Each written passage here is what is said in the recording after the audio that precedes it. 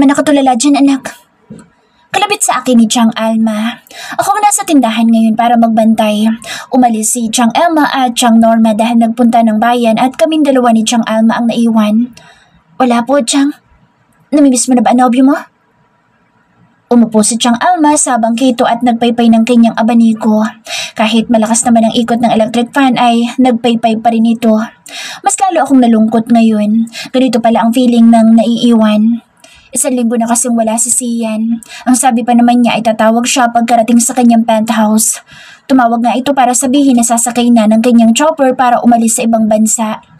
Nagpaalam na nga lang ito ay katakot-takot pa na tagubilin ang iniwan sa akin na parabang anak niya kung Suwail.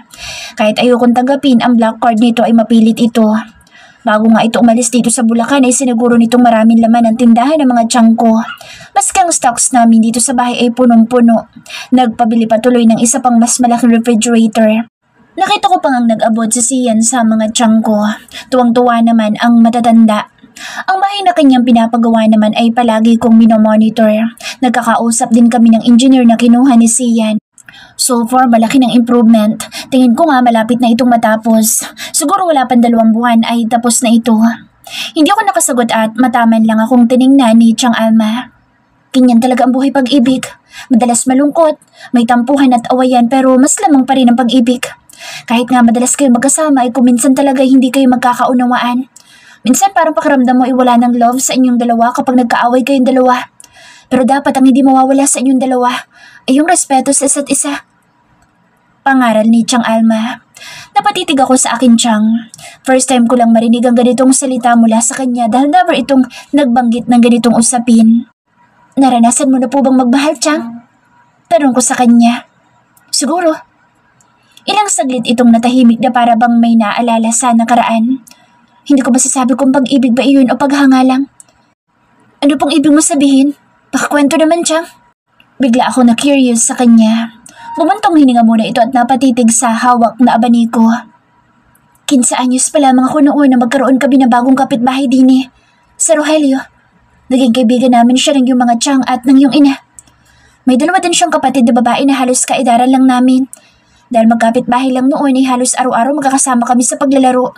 Pati nga paghahanap ng mga kahoy at pag-iigib sa bundok ay kasakasama namin sila. Mataman akong nakikinig sa aking Chang Alma. Isang araw, nagtapat sa akin sa Rogelio na may gusto siya sa akin. Ang akala ko ngay nagbibiro lamang siya sa akin dahil madalas ay maloko iyon at magaling magpatawa.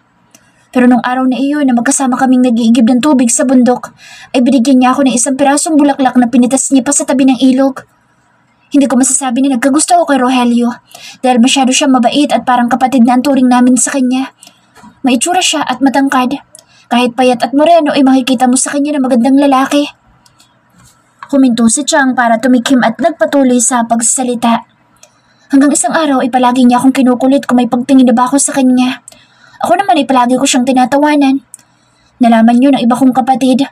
Pinagalitan nila ako dahil bukod sa bata kami ay masyadong mahirap ang buhay para sa buhay pag-ibig. Sinabi ko yun kay Rogelio at siya'y nalungkot nang sabihin kong tigil-tigilan na niya ako dahil mga bata pa kami. Medyo tumamlay siya noon. Minsan na lang tuloy kami magkita. Hanggang sa isang araw nalaman kong lilipat na sila at uuwi sa Mindanao. Hinanap ko si Rogelio at nagtapat ako sa kanya ng nararamdaman habang umiiyak. Napaawang ang labi ko sa aking narinig. Hindi ko akalain na may ganito palang storya ang Chang Alma ko. Dahil buong akala ko ay wala talaga silang panahon sa pag-aasawa. Pero dahil bawal pa nga at mga bata pa kami, nangako kami sa isa't isa na muli kami magkikita sa tamang panahon at kami magpapakasal kapag tapos na kami mag-aral na 2. Pero hindi naman ganoon na nangyari. Napailing si Chang Alma at natatawa pero hindi naman umabot sa kanyang mga mata. Nagsusulat kaming 2 sa unang taon na magkahiwalay kami. Walang alam ang mga magulang ko sa nangyayari sa akin pero ang 2 tiyang mo at ang iyong ina ay alaman tungkol kay Rogelio. Mabuti na lamang at hindi nila ako isinumbong. Marami kasing nangyari sa buhay namin. Lumipat kami ng bahay. Nawalan na tuloy kami ng komunikasyon ni Rogelio na hanggang ngayon ay wala na akong balita pa. Kaya sa tingin ko ay may asawa at mga anak na ito. Baka nga may mga apo na rin ito ngayon. Natatawa pang salita ni Chang Alma sa huling sinabi nito. May cellphone na po tayo ngayon, Chang. Pwede natin siyang hanapin. Bigla akong presenta. Umiling ito at ngumiti sa akin. Hindi na anak, masyado nang matagal ang panahon na iyon. Ayoko naman nagambalain ko pa siya lalo na kung may pamilya na ito ngayon. Hindi niyo pa naman po sigurado kung may asawa na nga ito ngayon, Chang. Hindi na rin. Matanda na ako para makapag-usap pa sa kanya. Masaya naman ako sa buhay ko ngayon. Nakangiting ani ni Chang Alma. Ganun po ba? Sa tingin ko nga ay nakamove on na ng matagal na panahon si Chang Alma. Nakakapanghinayang man dahil walang closure sa kanilang dalawa ni Rogelio. At least nalaman ko nagmahal na rin kung minsan ang Chang Alma ko sa kanyang first love. Ewan ko lang sa dala ko pang tiyahin. Pabili po. Ano yan? Tanong ni Chang Alma. Pinalis na ako ni Chang sa tindahan at ako daw ay magpahinga na lang daw habang siya'y magbabantay na ng tindahan. Sumunod na lang ako dito. Iniwanan ko na sa Chang Alma. Pumanik ako sa loob ng aking kwarto. Ang cellphone ko. Inis na inihagis ko ang cellphone ko dahil walang paramdam sa siyan sa akin. Nakakainis lang talaga. Ganun ba talaga kapag may trabaho sa ibang bansa? Hindi ba pwede makapag-usap? Sa yaman nito kayang-kaya niya akong tawagan. Kahit nga sa SSS ay pwede kami mag-video ko. Pero wala talaga.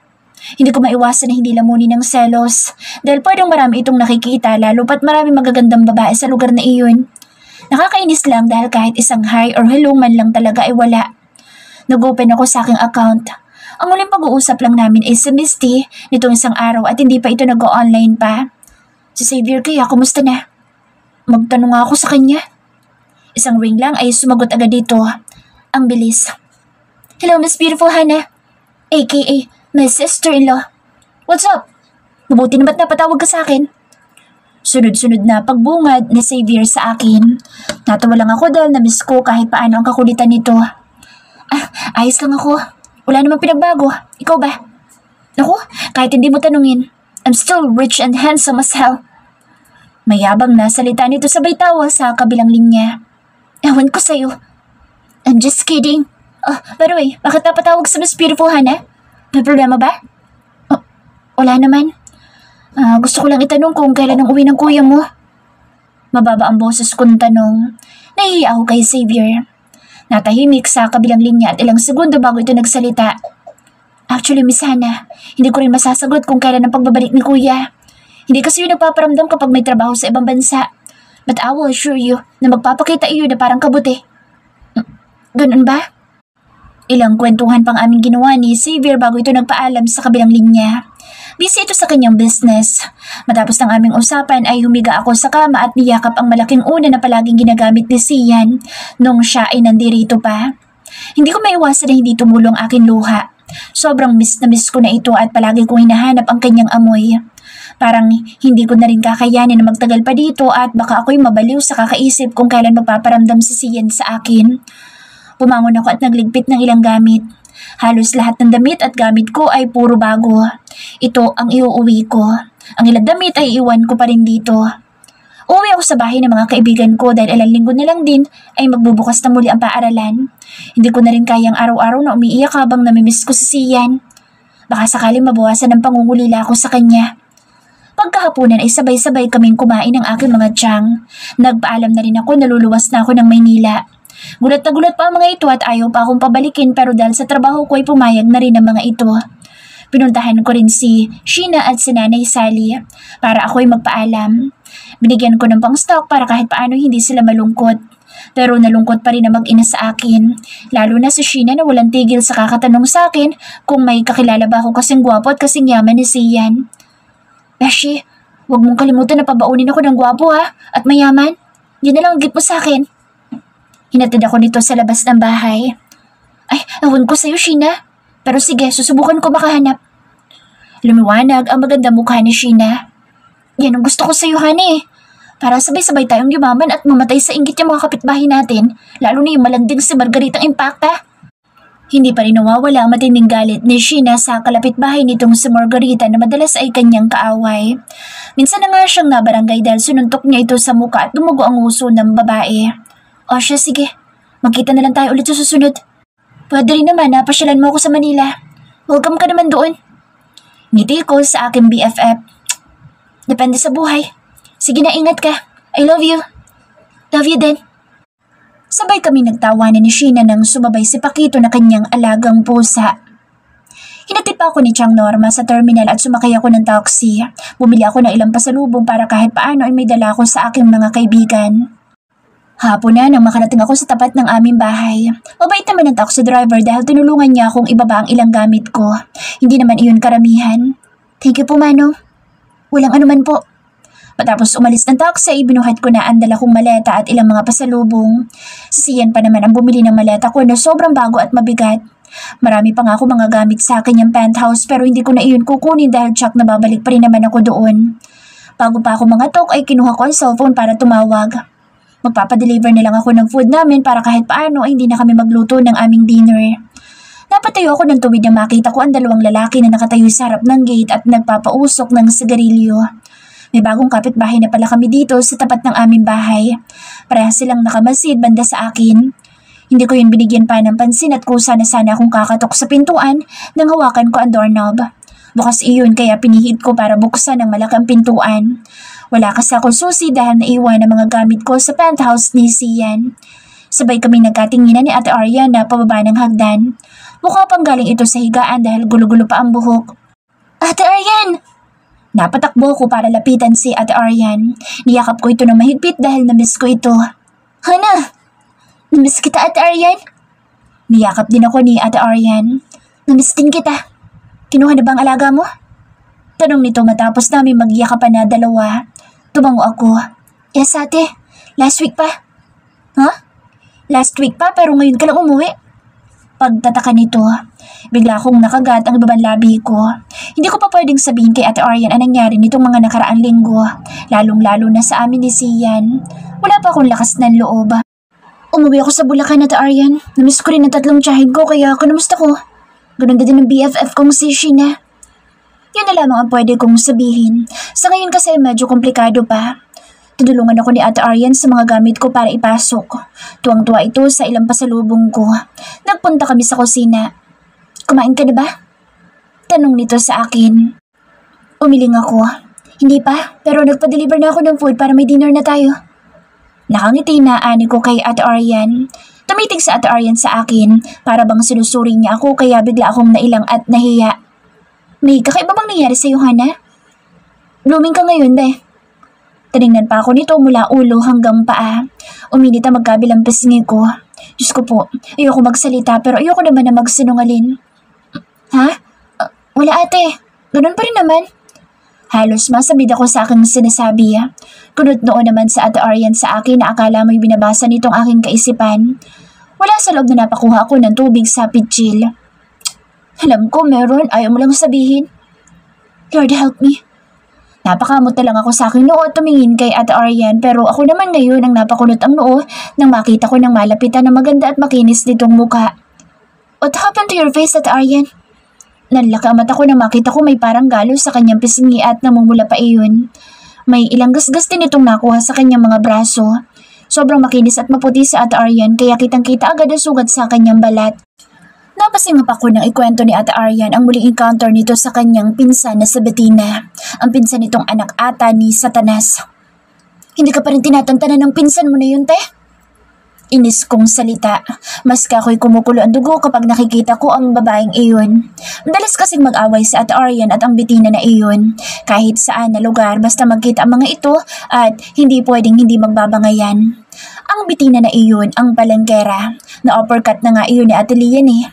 Si Ate Lian pa ba na palaban at walang inuurungan? Naku, kung malaman lang ni Ate Lian nangyari sa iyo, te, tsak, hindi lang uppercut ang aabutin nun ngayon. Naputo lang aming usapan nang may mag-doorbell. Yan na siguro ang food natin. Nakangiti ko at nagtungo sa pintuan. Masaya akong bumalik sa kusina at bitbit ang mga paper bags na may lamang pagkain na mula pa sa McFood restaurant. Oo, sa restaurant ni Sian ito galing. Wow, mukhang may datong ka ngayon, Hana. Nakangising sambit ni Ate Aryan. Ngayon lang to, Ate Aryan, bukas wala na. Sabay kaming nagtawanan. Sabay na kaming kumain na dalawa at dahil ngayon na lang ulit nagkita ay puro kami kwentuhan na dalawa. Hindi na nga namin namalayan na halos simot ng ulam na kaming dalawa lang ang kumakain. Hindi halatang gutom. Dahil dalawa lang kami ni Ate Aryan ay nanood kami sa Netflix. Nagabot pa ng root beer si ate. 9:00 pa lang naman ng gabi. Kamusta nga pala ang uncle na inaalagaan mo? Biglang tanong ni Ate Arya na munti ko na ikasamid sa iniinom. Which one? Si Xavier or si Yan? Ibinaba ko ang hawak na root beer at pinunasan ko ang eyeglasses ko na biglang nag-moist sa mga katanungan ni Ate Aryan. The last one, yung balbasarado na Malacanyaman? Napangisi pa si Ate Aryan sa akin kaya bigla ako nag-blush. Ito na naman sa mga katanungan. Ayos lang naman. Sa flat screen TV ako tumingin dahil hindi ko kinakaya ang mga susunod pang katanungan ni Ate Aryan. Anong sabi niya na umalis ka? Diyos ko po. Sorry kung magsasinungaling ako. Bawi na lang ako next life. Wala siya. Ha? Hindi ka man lang nagpaalam sa kanya? Siya pa nga sumundo sa'yo dito eh. Pagtataka nito. Bago pa dumating ang parents ni Misty wala na siya. Hindi ko alam kung saan siya nagpunta. Baka may business trip. Hindi ko pa pwedeng sabihin ang nangyari sa mansyon kung saan may nangyaring pagsabog. Hindi pa pwedeng ipagsabi iyon lalo pa at hindi pa nahuhuli ang salarin. Wala din akong karapatan na magkwento sa mga komplikadong bagay. Yung Xavier? Tanong nitong muli. Okay naman, mabait naman yun. Sa kanya lang ako nakapagpaalam. Sagot ko. Tanitigan ako ni Ate Aryan. Para bang may kapangyarihan nitong alamin ang nasa utak ko pero nabigla ako sa kasunod nitong tanong. Sino mas gwapo? Si Yan o si Xavier? Ate Aryan. Napanganga ako sa mga katanungan nito. Sige na, tayong dalawa lang naman nakakaalam. Pangulit ni Ate Aryan. Parehas naman sila. Mahina akong sagot. Pero mas gwapo si Kanyaman? Napaiwas na ako ng tingin kay Ate Aryan. Baka sa sobrang pangungulit nito sa akin ay lahat ay masabi ko na. Grabe pa naman kung ako'y halikan ni Sian. Mas matured kasi siya, Ate Aryan. Simple kong sagot. Ilang taon na ba yun? Heto na ang mga katanungan na mukhang igigisa ko sa sarili kong mantika. 37. Sumingap ito ng malakas at halatang na-shock. Oh, shocking naman. Pero in fairness, kahit 15 years ang age gap ninyong dalawa, mukha naman siyang malakas pa sa kalabaw. Age doesn't matter. Parang inasina na uod sa sobrang kilig sa Ate Aryan. Natahimik na lang ako at kumain ng chichirya. Ayoko na mag-talk pa at baka pati ang hindi dapat maikwento ay maikwento ko pa. Bigla ako napaisip. Ikaw, Ate Aryan, andyan pa bang kapitbahay natin mahilig makikain? Tanong ko sa kanya. Ito naman ngayon ang natahimik kaya napangisi ako. Oh, ikaw naman ang sumagot sa atin ngayon. Nagmuni-muni muna ito ng saglit bago nito kinuha ang kanyang cellphone. May ipinakita ito sa akin at ako naman ngayon ang nagulat. Secret lang natin to ha. Nalaki ang mga mata ko sa images na nakalagay sa gallery nito. Dalawa sila ni Ate Aryan at Alex na magkasama at nagyayakapan. Ate, kayo na nito? Tumango ito at ngumiti. Nasaan siya ngayon? Pagtataka ko. Wala din. May business trip din daw siya. Sabay kiwit balikat. Napatitig ako kay Ate Aryan nang biglang may maisip. Hindi ba't magkakilala si Sian at Alex? Sabay din kaya silang nag-business trip? Pagtataka ko. Yeah. Napaisip din si Ate Aryan. Inabot pa kami ng hating gabi sa panonood sa Netflix bago nahiga sa aming mga kwarto. Bago ako nahiga ay lumuhod ako at nagdasal. Hiling ko lang na sana ay nasa maayos na kalagayan si Sian dahil may naghihintay pa sa kanya. Walang iba kundi ako, ang babaeng nagmamahal sa kanya, sapagkat mahal na mahal ko siya.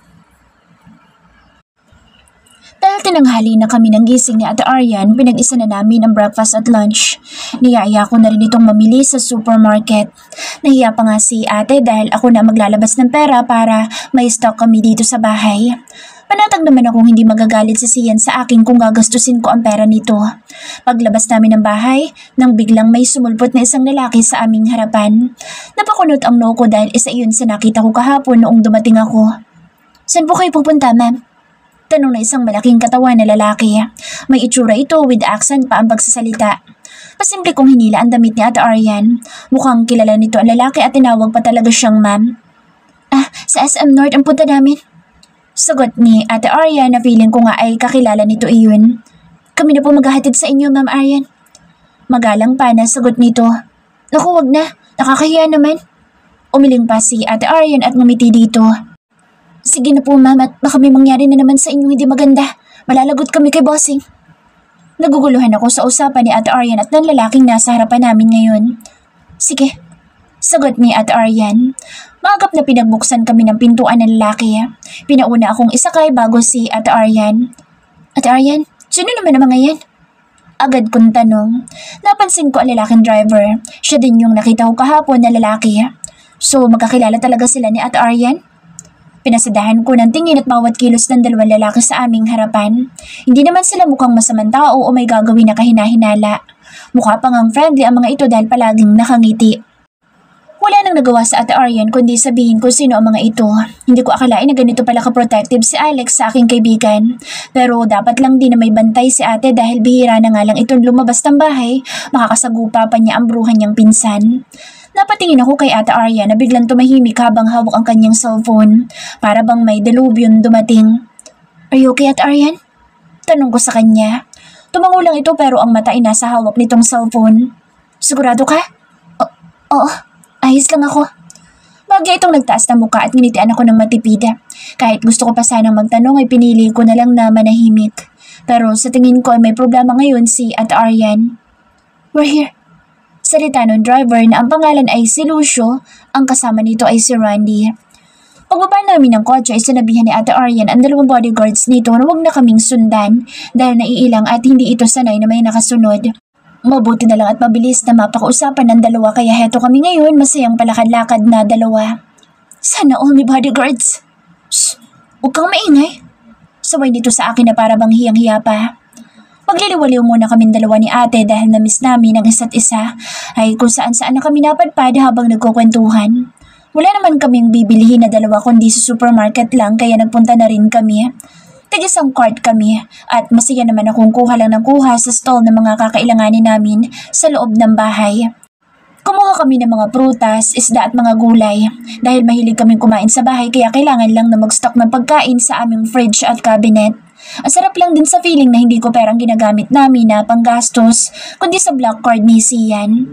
Hindi naman yun magagalit dahil ang huling sabi niya ay kailangan kong bawasan ang laman ng card niya. Mag-iinarte pa ba ako? E biyaya na ito. At saka puro pagkain lang naman ang igagastos ko kaya walang problema. That's enough, Hannah. Masyado nang marami at baka maubos ng pera mo. Awat sa akin ni Ate Aryan. Sige, pero kukuha muna ako ng 10 nito. Sabay kuha ko ng Toblerone at ilang mga chocolates. Napailing na lang ang kaibigan ko sa akin. Gulat na gulat pa si Ate Aryan sa nakitang presyo sa resibo. Maghahati na lang tayo, Hannah. Masyadong malaki ang mga pinamili natin. Ate, it's okay. Don't worry. Nakangiti kong ani sa kanya. Malakas ang loob ko ngayon. Kay Sian ba naman galing eh. Hindi niya ito'y kahihirap. Sian's person-over voice. Everybody get ready! Sir, yes sir! Sabay-sabay na sagot ng aking grupo.